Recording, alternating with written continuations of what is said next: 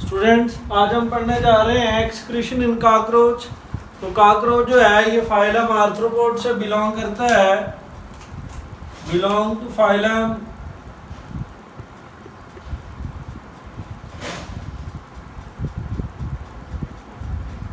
arthropods.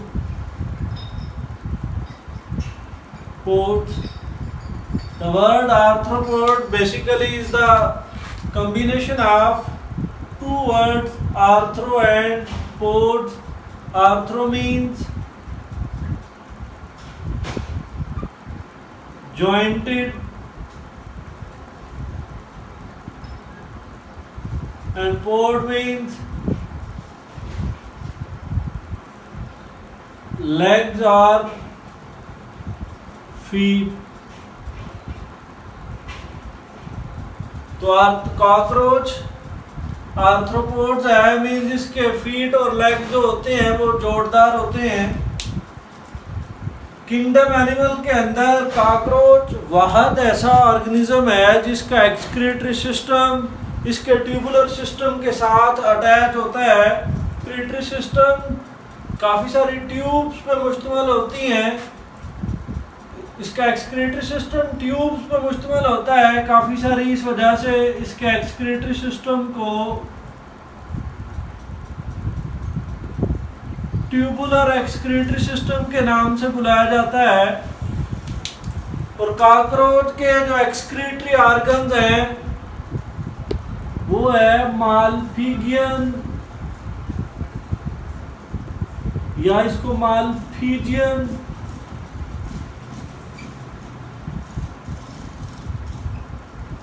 Tubes भी बोलते हैं। मालफिजियन ट्यूब्यूल्स कॉकरोच का एक्सक्रीटरी ऑर्गन है।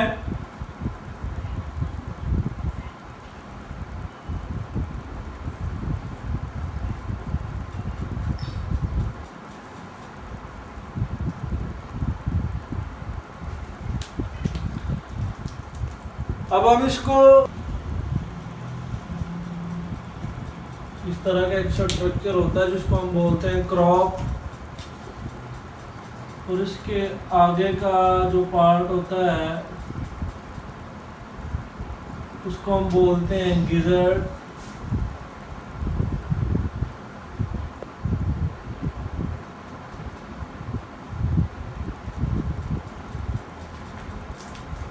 और इसके आगे का जो पार्ट होता है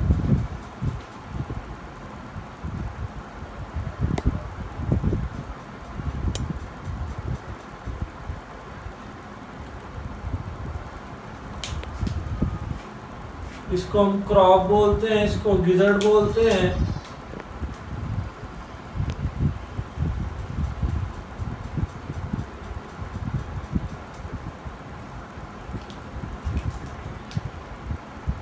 यहाँ पे हेपेटिक शिका होते हैं।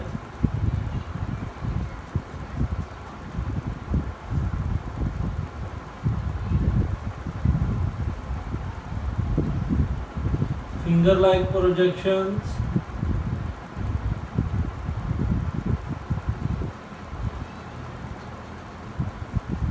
इसको बोलते हैं क्रॉप, गिजर्ड, हेपेटिक शिका। और यहाँ पे फिंगर लाइक प्रोजेक्शंस होती हैं जिनको हम बोलते हैं मालफिजियन ट्यूब्यूल्स। ये मालफिजियन ट्यूब्यूल्स जो होती हैं ये 15 से 20 होती हैं तादाद में। मालफिजियन ट्यूब्यूल्स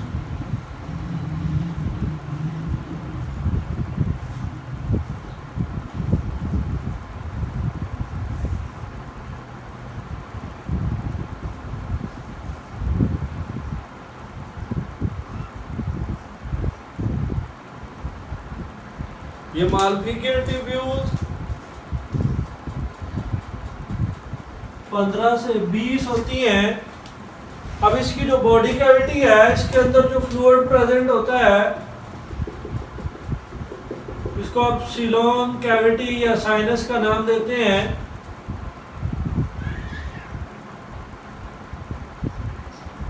साइनस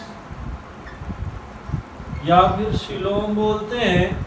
इसके अंदर जो फ्लूइड प्रेजेंट होता है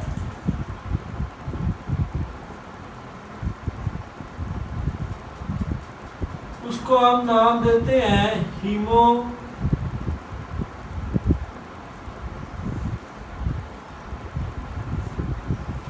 लिम्फ का। और उसका कलर जो होता है वो वाइट होता है हीमोग्लोबिन के एब्सेंस की वजह से। इस हीमोलिम्फ को ब्लड के नाम से भी बुलाते हैं। इसकी कंपोजिशन बिल्कुल ऐसे ही होती है जैसे ब्लड की होती है, लेकिन इसमें जो डेफिशिएंसी होती है वो रेड ब्लड सेल्स एब्सेंट होते हैं।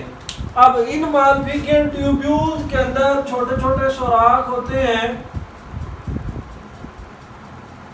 ये मालफिकेंट ट्यूब्यूल्स साइनस के अंदर जो लिम्फ या ब्लड प्रेजेंट होता है उसके अंदर यूं करके ये वाइब्रेट कर रही होती है ऐसे करके, और इस हीमोलिम्फ को मालफिकेंट ट्यूब्यूल्स ले जाती हैं हाइंड गट में।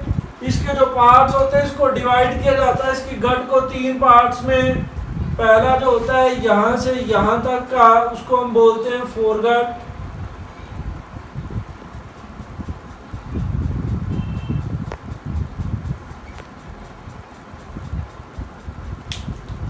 और ये पार्ट जो होता है यहां से यहां तक का इसको हम बोलते हैं मिडगट।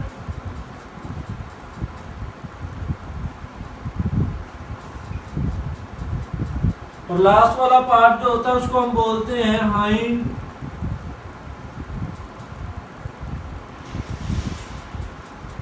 गट। जब ये मालफिकेंट ट्यूब्यूल्स यूं करके वाइब्रेट करती हैं तो इन पोर्स के थ्रू हीमोलिम्फ जो होता है मालफिकेंट ट्यूब्यूल से होता हुआ यहाँ पे जाता है। ये पार्ट जो होता है उसको हम नाम देते हैं कोलोन का।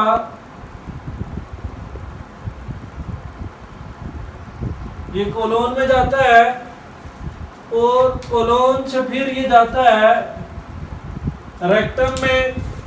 रेक्टम वो पार्ट है जहां पे फीसिस को पार्शियली स्टोर किया जाता है। रेक्टम के अंदर वाटर साल्ट्स की रीअब्जॉर्प्शन की जाती है। यहाँ पे रेक्टम के अंदर वाटर की रीअब्जॉर्प्शन होती है।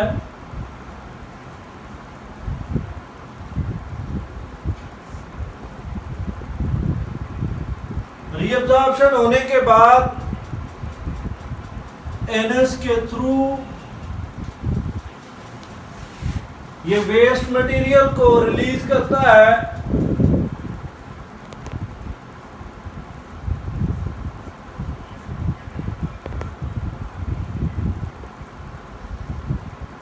सॉलिड फॉर्म में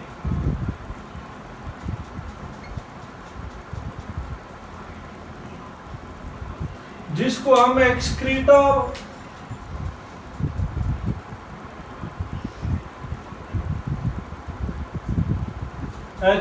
बुलाते हैं। बेसिकली एक्सक्रीटा क्या है? एक्सक्रीटा यूरिक एसिड है।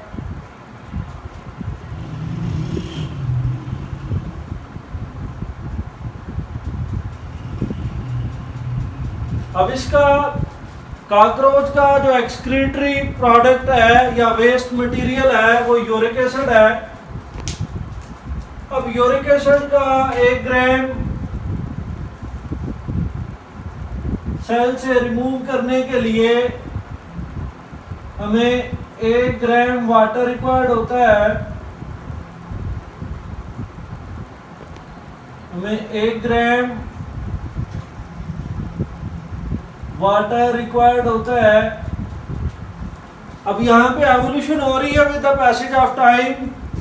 इसने यूरिक एसिड प्रोड्यूस किया है तो इसकी रीजन ये है कि ये डेजर्ट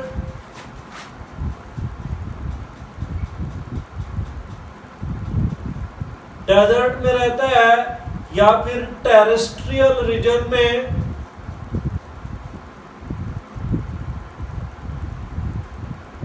जहां पे वाटर की सप्लाई जो होती है वो बहुत कम होती है। तो वाटर की सप्लाई कम होने की वजह से या वाटर की कंसंट्रेशन कम होने की वजह से इसके अंदर जो मॉडिफिकेशन आई, इसने वेस्ट मटेरियल यूरिक एसिड की फॉर्म में रिलीज करना शुरू कर दिया। एक बार इसको समराइज कर लेते हैं। इसके मिड गट के अंदर मालपिगियन ट्यूब्यूल्स होती है जिसको हम एक्सक्रीटरी ऑर्गन बोलते हैं। ये 15 से 20 होती हैं। इनका कलर जो होता है वो लाइट येलो या फिर ब्राउन कलर की होती हैं। ये मालपिगियन ट्यूब्यूल यूं करके इसकी कैविटी के अंदर साइनस के अंदर वाइब्रेट कर रही होती हैं। जब ये वाइब्रेट करती हैं तो मालपिगियन ट्यूब्यूल्स के अंदर छोटे छोटे पोर्स होते हैं। इन पोर्स के थ्रू हीमोलिम्फ जो है वो मालपिगियन ट्यूब्यूल्स में इंटर होता है और मालपिगियन ट्यूब्यूल इसको भेजती है कोलन के अंदर और कोलन से फिर ये जाता है रेक्टम में। रेक्टम वो पार्ट है जहाँ पे फीसिस को पार्शियली स्टोर किया जाता है और वाटर की रीअब्जॉर्प्शन की जाती है और फिर वेस्ट मटेरियल सॉलिड फॉर्म में बॉडी से रिमूव कर दिया जाता है जिसको हम एक्सक्रीटा बुलाते हैं। एक्सक्रीटा बेसिकली यूरिक एसिड होता है। तो 1 ग्राम यूरिक एसिड को सेल से रिमूव करने के लिए कॉकरोच को 1 ग्राम वाटर रिक्वायर्ड होता है। ओके जी, अल्लाह हाफिज़।